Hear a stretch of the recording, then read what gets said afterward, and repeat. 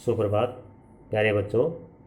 आज हम आहारों में संकलित प्रथम अध्याय दूध का दाम के अंतिम भाग को पढ़ेंगे। अभी तक हमने पढ़ा कि जब सुरेश की माँ मंगल को डांट देती है तो वह डर के मारे उसके घर के सामने नीम के पेड़ के नीचे से अपने मिट्टी के स्कोरे, टाट और अपना और दूसरा जो सामान था वो उठाकर रोता हुआ अपने उसी पुराने घर की तरफ चल देता है जो अब खंडर हो चुका था, और सोचता है कि अब वो भूखों मर जाएगा लेकिन यहाँ कभी नहीं आएगा, और रोता हुआ अपने उसी पुराने घर में पहुँच जाता है। टॉमी भी उसको ढूंढता हुआ वहाँ पहुँच जाता है और दोनों यही सोचते हैं कि अब उस घर में कभी नहीं जाएंगे। लेकिन जैसे जैसे दिन बीतता गया उनकी ग्लानि कम होती चली गई, और जब भूख लगने लगी तो मंगल टॉमी को कहता है, टॉमी, मालकिन हमें ढूंढ रही होगी। तो वे सोचते हैं भी अब वे क्या करें, पेट की आग को तो शांत करना ही है। लेकिन टॉमी भी अपनी स्वान भाषा में कहता है कि हमारी क्या ज़रूरत है किसी को। तो एक बार फिर मंगल सोचता है, हाँ ये तो है, ठीक है हम नहीं जाएंगे, भूखे मर जाएंगे। लेकिन कुछ देर बाद फिर उसको भूख लगती है, फिर सोचता है कि नहीं, अभी महेश बाबू और सुरेश खाना खाने बैठ गए होंगे, वे हमें ढूंढ रहे होंगे, पुकार रहे होंगे। तो टॉमी भी कहता ठीक है तो चलते हैं, और दोनों महेश बाबू के घर की तरफ चल देते हैं। लेकिन मंगल कहता है कि मैं वहाँ सामने नहीं जाऊँगा, मैं अंधेरे में खड़ा रहूँगा, तुम चले जाना। तो टॉमी भी डरता डरता जाता है कि कहीं कोई उसको डंडा ना मार दे, और मंगल जो है छुप कर खड़ा हो जाता है।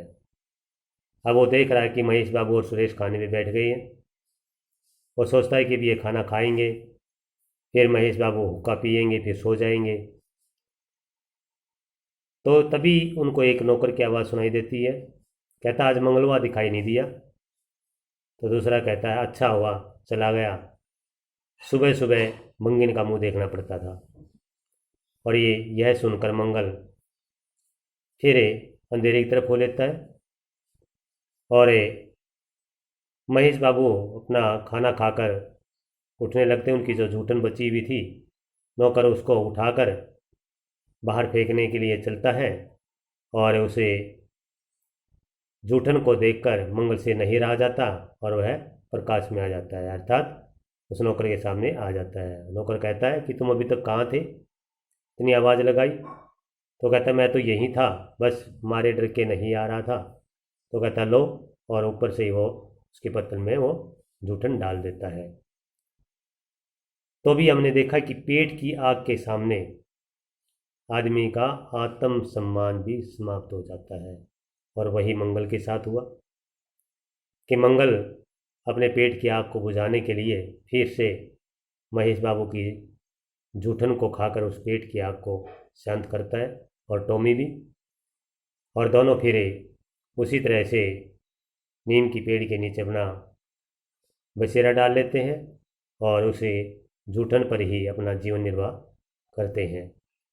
और मंगल सोचता है कि लोग तो कहते हैं कि दूध का दाम कोई नहीं चुका सकता, लेकिन ये सोचता है कि मुझे दूध का दाम इस जूठन के रूप में मिल रहा है, अर्थात मेरी माँ ने जिस सुरेश को अपना दूध पिलाकर पाला पोसा था, और मुझे आज उस दूध का दाम महेश बाबू की जूठन के रूप में मिल रहा है।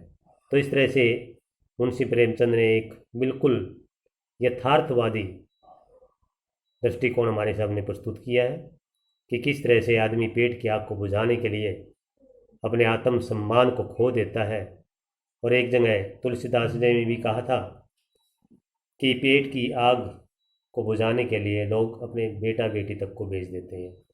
तो बात हमने इस कहानी में देखी कि किस तरह से मंगल डांट खाता हुआ, अपने आत्म सम्मान को ठेस पहुंचाता हुआ महेश बाबू की जूठन पर ही अपना जीवन बिताता है। तो इस तरह से आपका ये दूध का दाम अध्याय समाप्त हुआ। तो आपने इसमें आए हुए जो प्रश्न है वो आपने अपनी साफ उत्तर पुस्तिका में लिख लिए होंगे, और बाकी जो अन्य प्रश्न 2-3 बचे हैं मैं आपको जो भेजूंगा अभी, तो आपने अपनी उत्तर पुस्तिका में सभी प्रश्न